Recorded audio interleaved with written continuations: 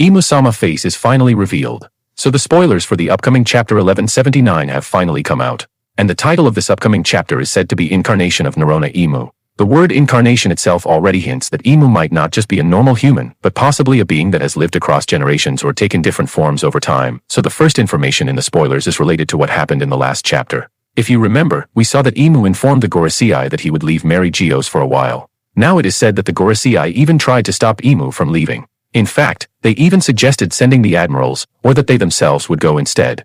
This is actually interesting because it shows that even the Gorosei, who are considered the highest authority, are still cautious when it comes to Imu personally taking action, which might imply that Imu's direct involvement could have massive consequences. Because of this information, we can tell that Imu is serious. He is serious about taking down Loki and Luffy.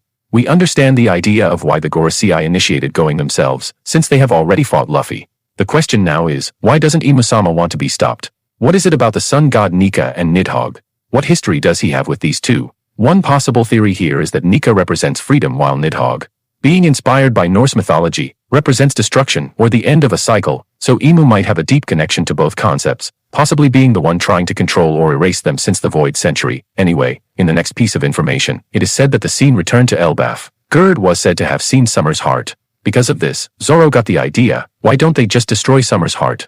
This scenario is something we can base on Trafalgar Law. Because we know that this is what Law does to his enemies, he takes their heart directly from their body and destroys it to kill them. He did that to Virgo. This also suggests that Oda might be connecting combat strategies across characters, showing that knowledge and battle IQ are being shared or adapted. Could it be that Zoro got this idea from Trafalgar Law? Or maybe this confirms that destroying the heart is a universal weakness for certain enemies in the series. Going back to Imu-sama, it is said that he has now completely left Mary Geos. He appeared through the Black Circle Star located in Pangaea Castle. Or this Black Circle Star was created by King Harold himself. This is also the same path used by Gunko and Shamrock when they went to elbaf. This could mean that the Black Circle Star is some kind of ancient teleportation or summoning system, possibly tied to the ancient kingdom's technology or even Devil Fruit awakening abilities. Upon Imu-sama's arrival in elbaf, it is said that his slow transformation was shown. A transformation while releasing extremely powerful Conqueror's Haki. So I guess this is similar to the Haki we saw Imu release during chapter 1150. Or even worse, since Imu is now in his own body, it's very likely that the Haki he's releasing is even stronger. This might even surpass what we've seen from characters like Kaido or Shanks, suggesting that Imu could be the true peak of Conqueror's Haki. And yes, Imu-sama's face has finally been revealed. He is said to look like a man with a handsome face, tanned skin, long white hair, wings, horns similar to Kaido and the ancient giants, and a devil's tail similar to the one that attacked Sabo in Mary Geos.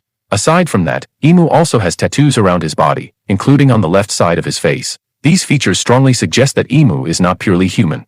The wings hint at Lunarian traits, the horns connect him to ancient giants or even Oni-like beings, and the tail suggests a devil-like nature, possibly meaning Imu is a combination of multiple ancient races or the original being from which these traits came. So based on this description, we can conclude that he is very similar to a Lunarian. Since we've already seen the face of King, who is a Lunarian, they both have long white hair and tanned skin, similar to Imu-sama's description. The only difference is that Imu has horns. This difference could mean that Imu is a more ancient or pure version of these races, or even the ancestor of Lunarians themselves. And lastly, the final information in the spoilers says that we will see Imu's introduction box. What is written there is, one of the 20 founders of the world government.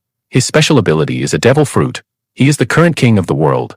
His full name is Saint Nerona Imu. The fact that he is still alive strongly supports the theory of immortality, possibly through the Op no Mi's eternal youth surgery or through his own devil fruit power. So what Ivankov said was actually correct. Because if you remember during chapter 1086, when Ivankov heard the name Imu, he immediately thought of one of the 20 families during the Void Century who founded the world government. The name was said to be Saint Imu of the Nerona family. This confirms that Oda has been foreshadowing Imu's identity for a long time. And now we are finally seeing those hints come together, so Oda is now slowly connecting the information from previous chapters. That's why the upcoming chapters are becoming even more exciting. The deeper we go, the more it feels like everything is tying back to the Void Century and the true history of the world. So, that's our quick spoiler review for the upcoming chapter 1179. If you're excited to see Imu true face, don't forget to hit the like button and subscribe to our channel. That's it for today.